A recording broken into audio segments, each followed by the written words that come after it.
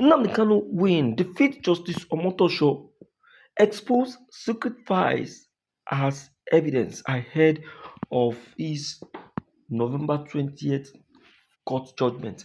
Yes, the IPOP leader has proved what makes him to be a man.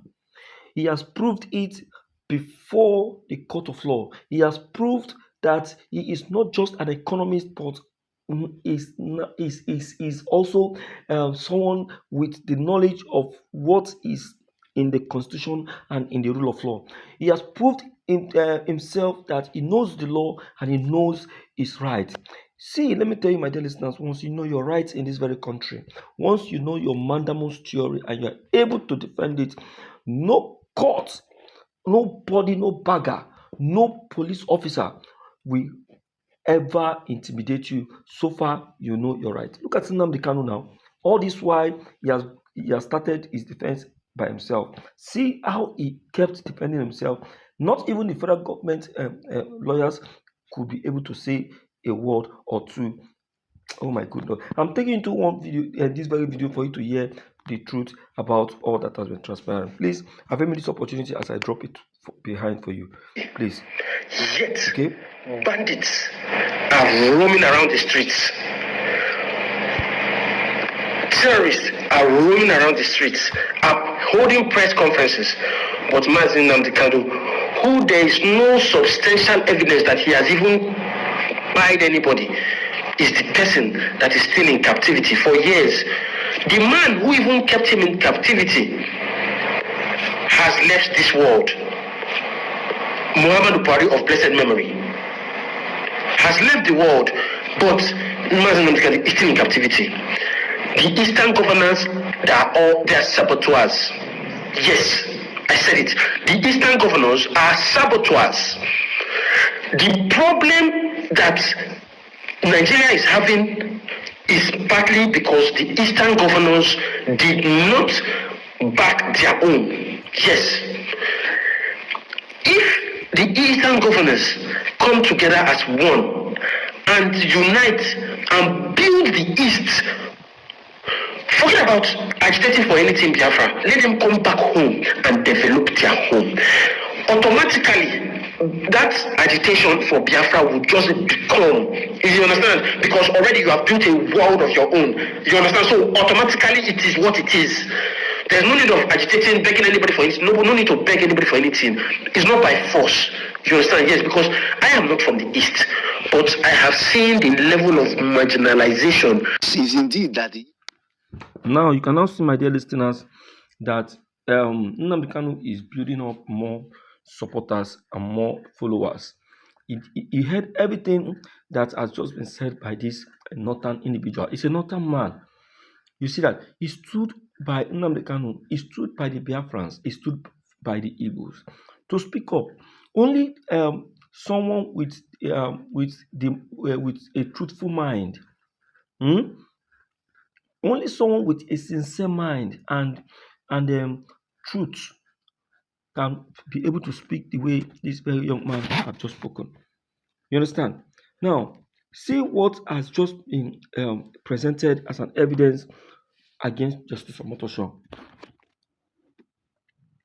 How one small Latin destroyed Justice Omotosho's case against Mazi Nnamdi Kanu. That is ahead of November 20th judgment. According to the information, he said this is the ancient legal maxim, an old law. That is to tell you that all the while Nnamdi Kanu has been in dispense with the federal government. The federal government has been, challenging Nnamdi Kanu, making use of an ancient law, a repealed law, a law that has been dismissed, and not allowed to exist. That is what the federal government went back to make use of to challenge Nnamdi Kanu in court. Okay, this is the ancient legal maxim that has collapsed countless politically and motivated prosecutions throughout history. And it is the same principle that fatally undermines Justice James Omotosho's attempt to sustain charges against Mazi Nnamdi Kanu. There is something I detest that Nnamdi Kanu's counsel did till this very moment. I detest it. But um, who who are we to blame them anyway? According to the information, they said they are aware of that very issue, but they can't say it because of course of their profession, because it is already as in part it is already inputted in their profession as lawyers not to review such a statement. What is that very statement? The lawyers of Mazi Nnamdi Kanu knows that the law that the federal government are using to challenge Nnamdi Kanu in court is a repealed law. That is a dismissed law, an ancient law. They know.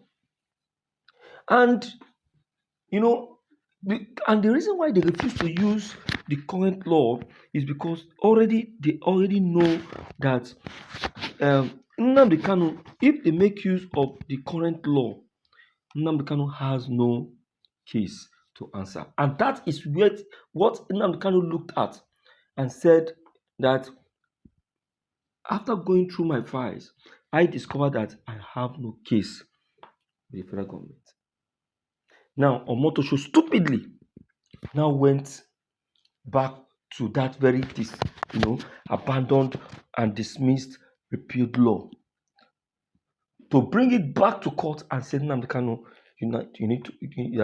that you have a case to answer according to subsection of a particular constitution. So Nnamdi Kanu said, okay, let me check from my current constitutional book, and he discovered that what Justice Omotosho was quoting is not even in the current constitutional book.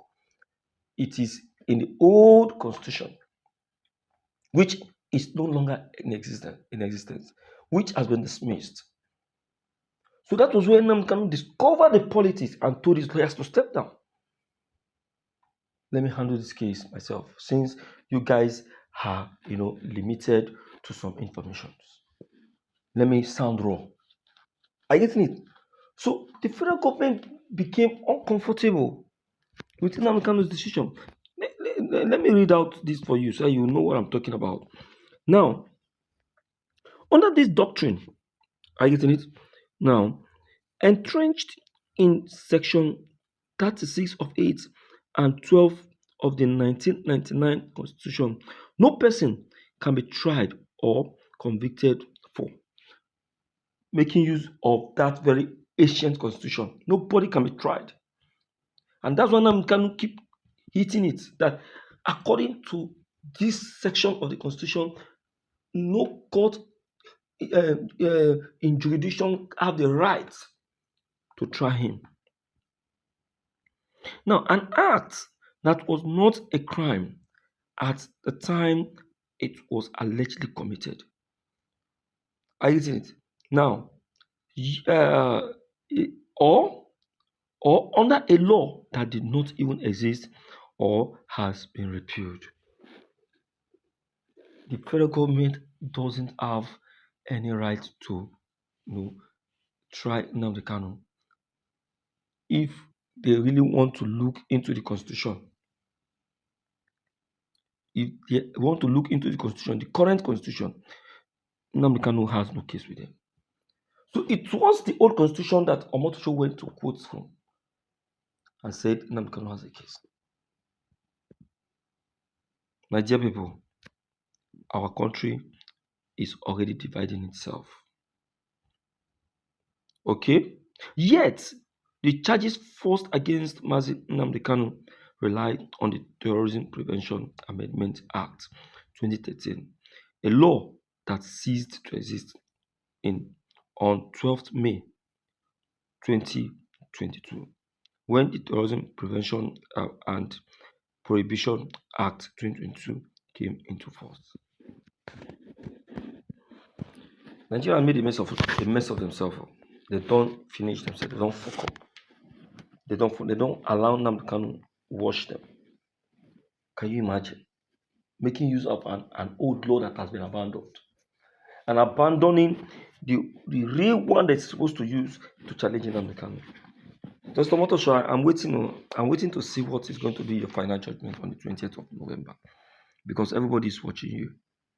I'm telling you, they are watching you. Help me to share this video and make it go viral because the truth must be exposed and must be revealed. All right, thank you.